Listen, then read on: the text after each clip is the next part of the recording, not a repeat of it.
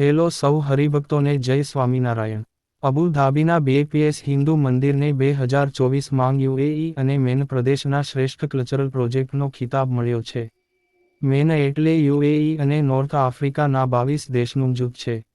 આ 22 દેશમાં અબુધાબી હિન્દુ મંદિરને બેસ્ટ કલ્ચરલ એવોર્ડ આપવામાં આવ્યો। આ મંદિરને તેના સ્થાપત્ય, સાંસ્કૃતિક મહત્વ અને સામાજિક યોગદાન માટે સન્માનિત કરવામાં આવ્યું હતું। અબુ ધાબીના BAPS હિન્દુ મંદિરને સંયુક્ત આરબ અમીરાત, UAE, અને મેન પ્રદેશના શ્રેષ્ઠ સાંસ્કૃતિક પ્રોજેક્ટનો પુરસ્કાર આપવામાં આવ્યો છે। તે તેની સ્થાપત્ય શ્રેષ્ઠતા, સાંસ્કૃતિક મહત્વ અને સમાજમાં તેના સકારાત્મક યોગદાન માટે જાણીતું છે। મિડ પ્રોજેક્ટ એવોર્ડ એન્જિનિયરિંગ, નવીનતા અને ટકાઉપણુંમાં શ્રેષ્ઠ પુરસ્કાર આપે છે, જે 2007મી મેન પ્રદેશમાં ગોલ્ડ સ્ટાન્ડર્ડ તરીકે ઓળખાય છે। તમને જણાવી દઈએ કે આ એવોર્ડ માટે સમગ્ર પ્રદેશમાં શ્રેષ્ઠ પ્રોજેક્ટ્સનું પ્રતિનિધિત્વ કરતા 40મી વધુ નોમિનેશન પ્રાપ્ત થયા હતા।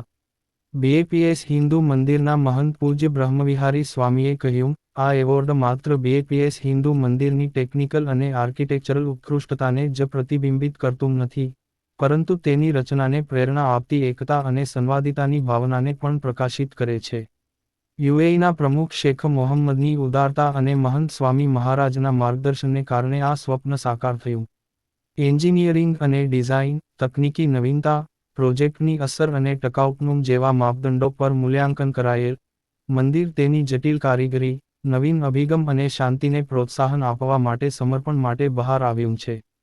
BAPS સંસ્થાના વડા મહંત સ્વામી મહારાજ અને ભારતના વડાપ્રધાન નરેન્દ્ર મોદીએ 14 ફેબ્રુઆરી, 2024ના રોજ UAEના પ્રથમ ભવ્ય હિન્દુ મંદિરનું ઉદ્ઘાટન કર્યું હતું। BAPS મંદિરમાં પૂજા કરવાની સાથે તેમણે તમામ દેવી દેવતાના ચરણોમાં પુષ્પાંજલિ પણ અર્પણ કરી હતી। આ પછી PMએ વિવિધ દેવી દેવતાઓના દર્શન કર્યા હતા। તમને જણાવી દઈએ કે આ મંદિરના નિર્માણમાં લગભગ 700 કરોડ રૂપિયાનો ખર્ચ થયો છે। પ્રાચીન હિન્દુ સ્થાપત્ય શૈલી અનુસાર બાંધવામાં આવેલ, મંદિરમાં 30,000મી વધુ જટિલ રીતે કોતરેલા પથ્થરના ટુકડાઓ છે, જે ભારતના સમૃદ્ધ સાંસ્કૃતિક વારસાને દર્શાવે છે। મંદિર રામાયણ અને મહાભારત જેવા ભારતીય મહાકાવ્યોની મુખ્ય ક્ષણો તેમજ હિન્દુ ધર્મગ્રંથોની વાર્તાઓ અને ઐતિહાસિક કથાઓને અરબી પ્રતીકો સાથે જોડીને દર્શાવે છે।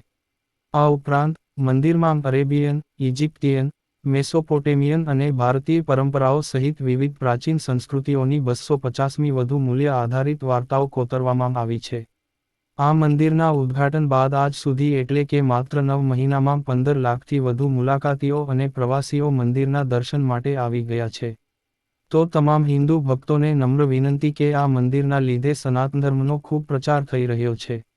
આપને પણ આ સમાચારને આપના મિત્રો, સગાં સંબંધીઓ અને સોશિયલ મીડિયાના ગ્રુપમાં શેર કરીને આપને પણ સનાતન ધર્મની એક નાની એવમ સેવા કરીએ। સર્વ ભક્તોને જય શ્રી સ્વામિનારાયણ, જય શ્રી રામ અને બોલો સનાતન ધર્મની જય।